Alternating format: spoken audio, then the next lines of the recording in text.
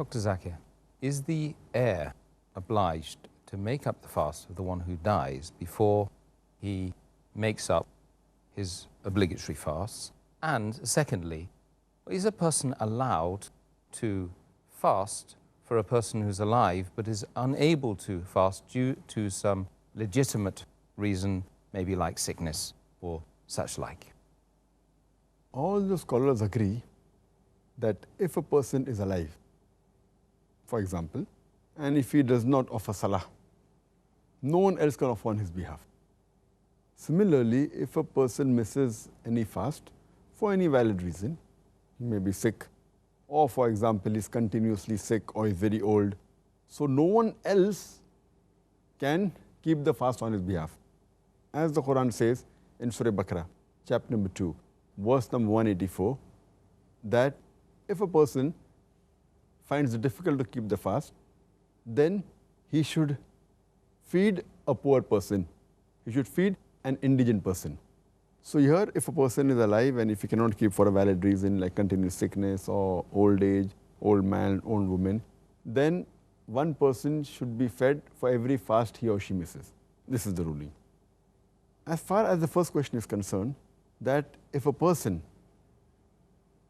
dies before you could make up for the fast that you're supposed to keep, so what is the ruling? Should the heir, should they fast on his behalf once he dies? As far as this ruling is concerned, there are two groups of scholars and the two opinions for it. As far as the ruling is concerned for this case, there are two opinions.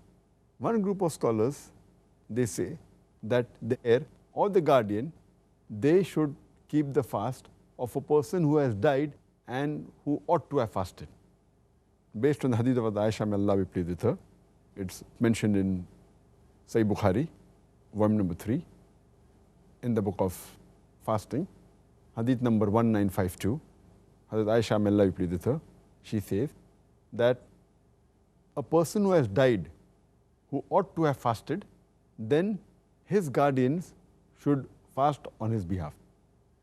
So based on this hadith, the first group of scholars, they say that the guardian or the heir, they should make up for the fast when a person dies who ought to have fasted.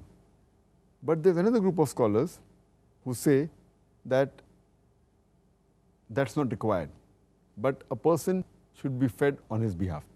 Based on the hadith again of Hazrat Aisha, may Allah be pleased with her, which is there in Muhalla ibn Hazm, volume 4, page number 422, where Amra, may Allah be pleased with her, she asked Hazrat Aisha, may Allah be pleased with her, that her mother had missed some of the fast during the month of Ramadan.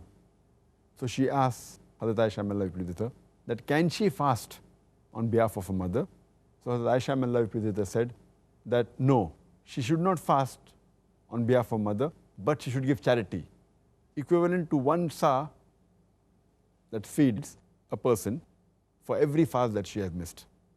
So since both these two hadith contradict, the second group of scholars, what they say, the second opinion is that here it specifically mentioned that the fasts that were missed were the fast of Ramadan. Whereas the first hadith of Sahih Bukhari, volume number 3, hadith number 1952, it's a general hadith saying that a person who died who ought to have fasted. So that's a general hadith, but this hadith is a specific hadith which says that these were the fasts that were missed due to Ramadan. And here the ruling is, according to Aisha, may Allah be pleased with her, that the fast should not be made up, but one indigent person, one poor person should be fed.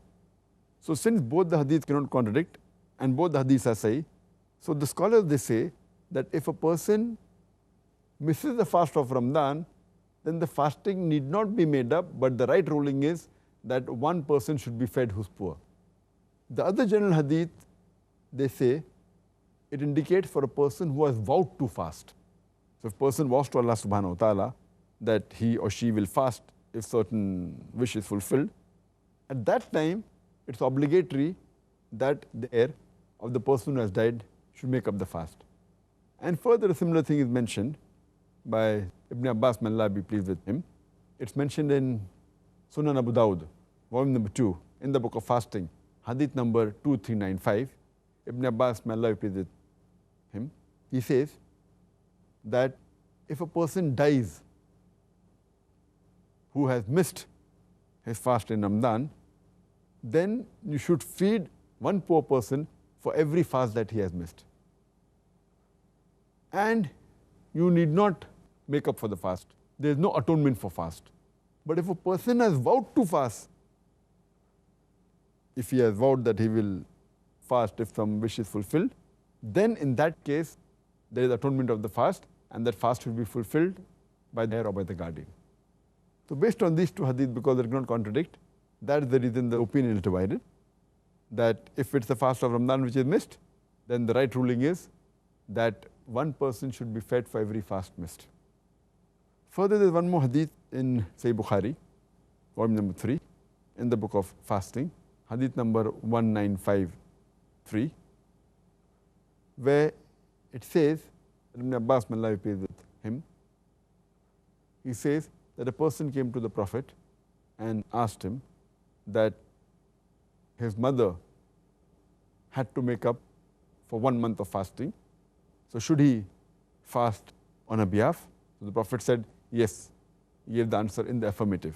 And it's good to make up the fast. But since again this is a general hadith, it's not specifically mentioning whether it's the fast of Ramadan which is missed or whether it's the fast of vowing. And since we cannot agree that the Sahih hadith can contradict, so the best is the opinion, second opinion, that if a person misses any fast in the month of Ramadan, then one poor person should be fed on his behalf. But if a person vows and does not fulfill the fast, in this case, the fast should be made up by the heir. Okay, shukran.